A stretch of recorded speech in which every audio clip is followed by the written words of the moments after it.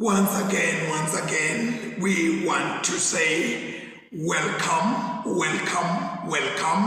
Wherever you are, welcome. This is your place, this is your home, this is your fellowship space. Today we remember Martin de Porres of the religious order in 1639.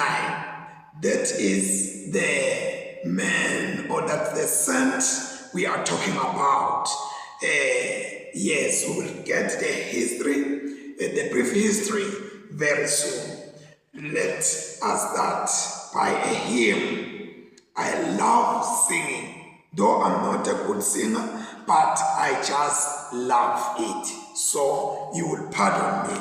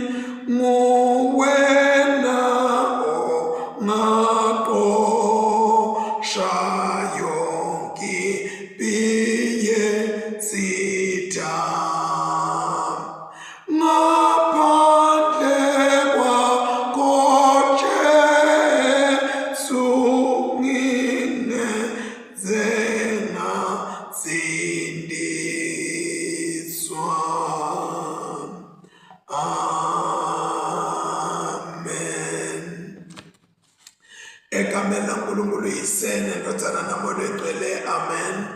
Babelolungile siyabonga namanje Nkosi kulomzuzu, sibonga Nkosi livi lakho, sibonga bukhosi bakho, sibonga bukhona bakho, uNkulunkulu umusomandla, uyinkosi yamakhosi, umumbusi wababusi, akekho lo njengawe. Ngempela uNkulunkulu wethu lonamandla onke, okuhle kwanamhlanje Nkosi lokwendekile eksene emini lenkulu, emini yantsambama sekwendlulile manje, sekungene sikhathi sekumnyama. Singakho Nkosi sicela ukuba usilondoloze Nkosi kubo bonke bunzima balobu busuku namhlanje Nkosi, ugcine ukukholwa kwethu Nkosi, singaqhezuki kuwe nanoma ngokwesokhohlo okanye ngakwesokunene. Kodwa uNkulunkulu sibe sithi zika njengabantwana abakhethiweyo, bantwana bombuso.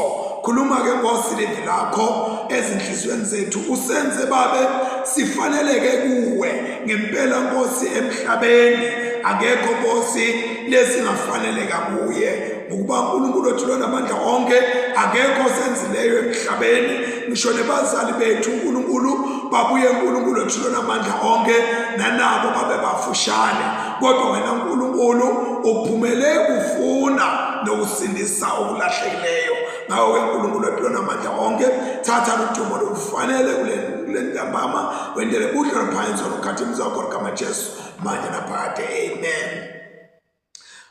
Sihlole sivume emaphutha ethu.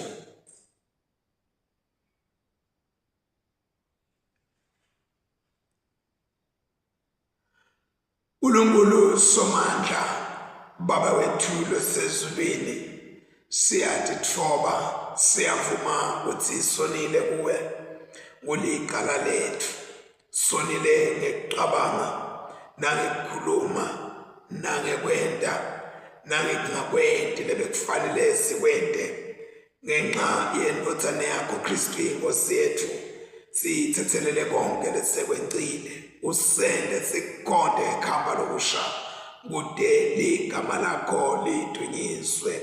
uNkulunkulu somandla sawukele uthethelele izono zethu usigcine ekuphileni lokunini nanini ngaye Jesu Kristu inkosi yethu amen. Kulomzuzu lona ngebazalwane ngiyacela ukuthi sivele singene emahubeni lamiselo lolusuku lwalamhlanje emahubo 89 from verse 1 to 38. Excuse me. Yebo simakathe ngiyakuhlabelela kude kube phakathe ngemisebenzi yemsa wakho kwethembeka kwakho ngiyakumemedela ngomlomo wami etitukulaneni nasetitukulaneni ngobe ngithinte umusa wakho utawuma kude kube phakathe nekwethembeka kwakho utakumisa ezulwini. Wena ukhulume wathi sengente sivumelwane nalokhethiwe wami ngafunga uDavide inceku yami ngathi ngiyakumisa intalo yakho phakathe naphakathe ngikwakhele isihlalo sakho sebukhosi etitukulwaneni ngetitukulwane. Yebo simakathe sengathi emazulu angathumisa timanga takho nekwethembeka kwakho enhlanganweni yalabagcwele. Ngubani nje losesibhakabhakeni longalinganiswa nawe simakathe ngubani nje emkhathini wemadodana aNkulunkulu longafananiswa nasimakathe. UNkulunkulu lowesatshwa emkhandlwini walabagcwele umkhulu futhi wesabeka ngetulu kwabo bonke labaphaqile. Yebo simakathe uNkulunkulu wemabandla ngubani nje lofana nawe wena lonemandla simakathe kwethembeka kwakho kuyakuhaqa. Nguwe lobusa utiqhenya kolwandle nakaphakama emagagasi alo wena uyawabithisa. Nguwe lowapitshita Rahabi wambulala itha takho watisakata ngesandla sakho lesinamandla. Emazulu ngewakho nemhlaba wakho umhlaba nako konke lokukuwo kwadalwa nguwe. Inyakatho neningizimu kwadalwa nguwe. Inzaba iTabhori nendzaba iHemoni udumisa ligama lakho ngenjabulo. Unengalo lenemandla nesandla sakho sinemandla nesandla sakho sekudla siphakeme. Kulungane buqotho tisekelo tesihlalo sakho sebukhosi. Umusa nekwethembeka ungemavulandlela lahamba embi kwakho. Yebo simakathe sibuzisiwe sive lisadi kahle ukuthi uyini kumboboloza nenjabulo. Sihambe ekukhanyeni kwebuso bakho lesive sijabula njalo nje egameni lakho siphakanyiswe ngenxa yokulunga kwakho. Ngobe wena uludumo lwemandla aso ngekuzikhetha kwakho luphondo lwemandla ethu luyaphakanyiswa. Sihlangu sethu sakho simakathe siyinkosi yethu lesayinikwa ngulongcwele wa Israyeli. Endulo wase wakhuluma embonweni uye lo wethembekile wakho wathi, ngimsitile ngambeka eloliqhawe, ngamphakamisa lothandekako wami. Ngimtholile Davide inceku yami, sengimqobe ngemafutha ami lantwele. Sandla sami siyawuma naye njalo simqinise. Ngempela ingalo yami iyamqinisa. Sithi asingeke simphoqelele ukuthi ethule kuso, nalomubi angeke amhluphe. Ngiyakubhijida titha takhe embi kwakhe, ngibachithe labo labamdonsako.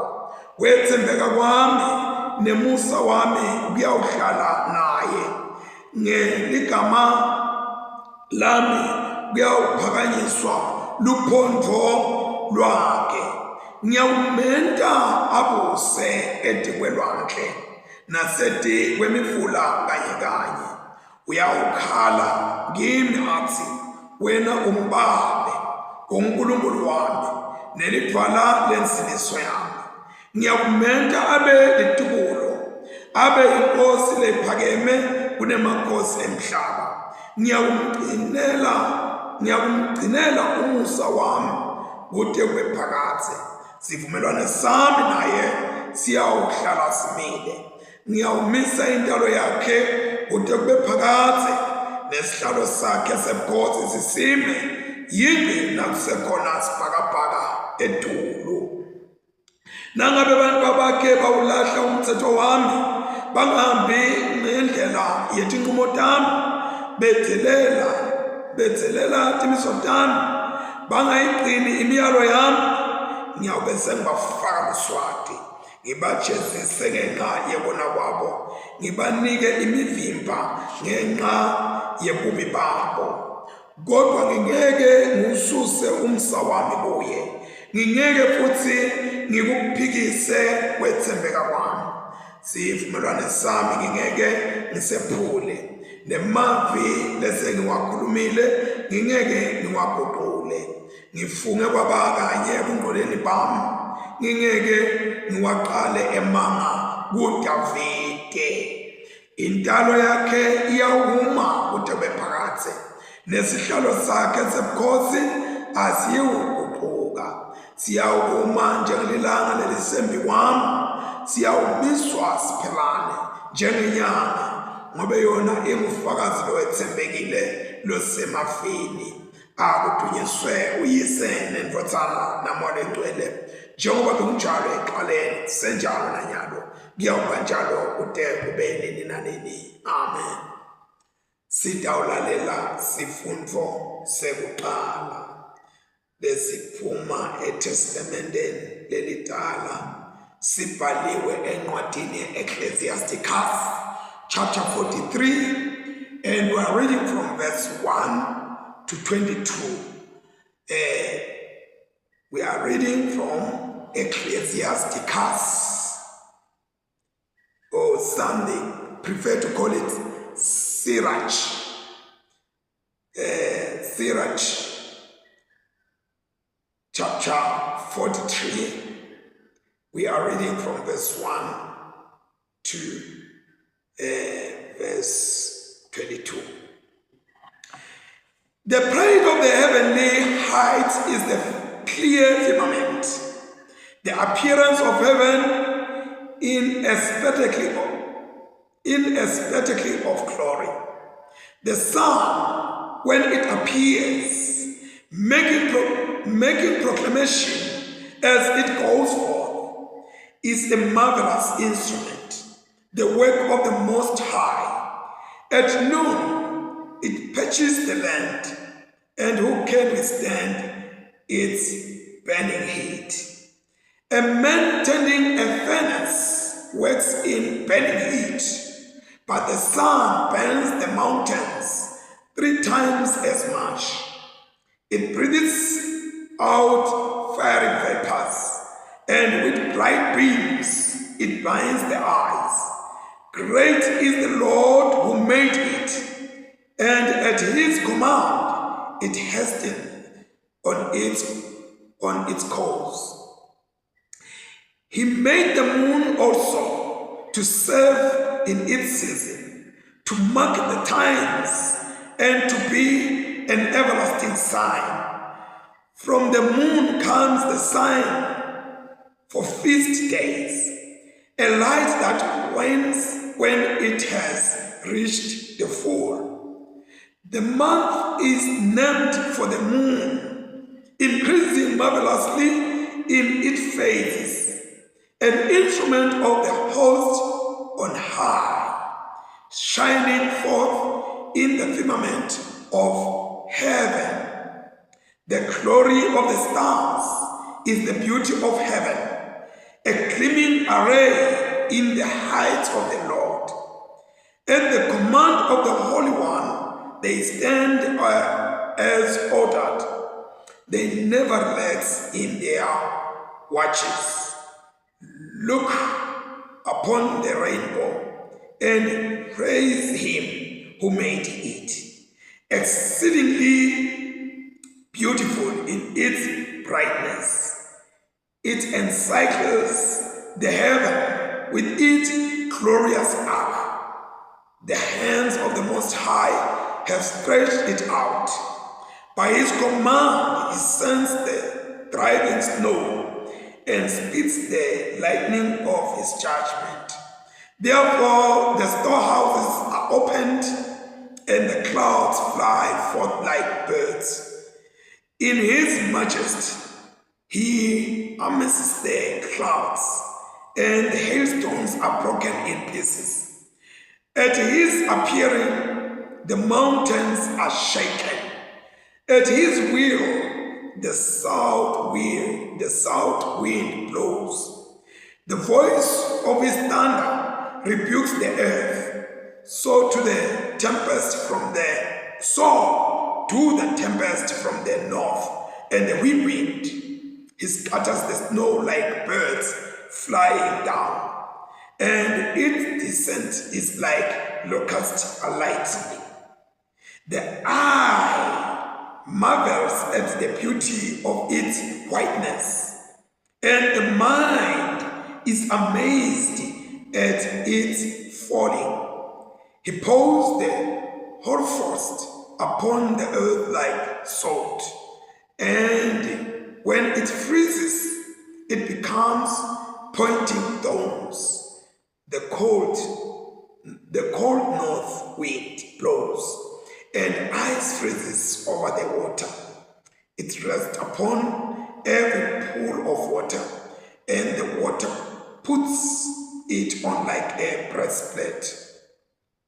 He consumes the mountains and burns up the wilderness, and withers the tender grass like fire. A mist quickly heals all things. When the dew appears, it refreshes from the heat.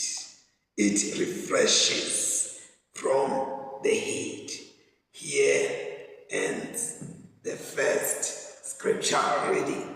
The second scripture reading is from the New Testament, written in the Gospel according to St. Matthew,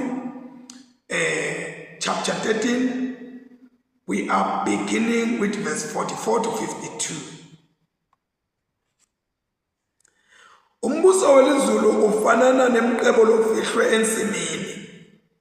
Kwenteka indodza yawuthola yabuye yawugqibetela. Yawujabula kangangokuthi yahamba yayawuthengisa ngako konke leyayinako, yancanceka yayawuthenga leyo nsimi. Futhi umbuso welizulu ufanana nemthengisi labefuna ematshe laligugu lelikhulu.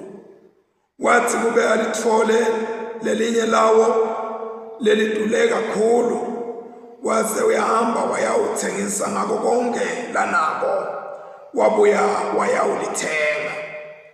Futhi umbuso welizulu ufanana nelinetha lelafaka elwandle labutsa tonke tinhlobo tetinhlanti lathi nase ligcwele badwebi balidonsela elusenzeni lwelwandle bahlala phansi behlukanisa letinhlanti letinhle batifaka etitsheni kwathi letimbi batilahla kuyawuba njalo ekupheleni kwelive kuyawuphuma tingelosi tikhiphe lababi emkhathini walabalungile tibajike emlilweni lowesabekako lapho bantu bayawukhala kakhulu bagedletelise nematini. Jesu wababuza wathi nikuve kahle yini konke lokho baphendula bathi yebo sikuvile wathi uthi kubo ngakho wonke umfundisi wemthetho loba umfundisi wonke umfundisi wemthetho loba umfundisi ngakho-ke wonke umfundisi wemthetho loba umfundisi embusweni welizulu unjengemnikati wemuti lokhipha enqebeni yakhe lokusha nalokutsala. Siphela lapha sifundo sesibili. Let us thank the Lord. Babe sesibongile lapho leli livi liphilile lingemandla futhi Nkosi liyasifundisa libuye lisiqwayise lisikhuthathe Nkosi ekhambeni nasekwenteni inzalo yakho. Qhubeka ke Nkosi ulandzise kulabakhashana kulabo uNkulunkulu othilo namandla onke leliyawuthi lifike emadlebeni abo balive alibe livi lenkuthato ngaKristu Jesu Nkosi manje naphakade. Amen. Sesike sijike emakethe siyabuya bazalwane sijika nje emakethe siyabuya. Jesus.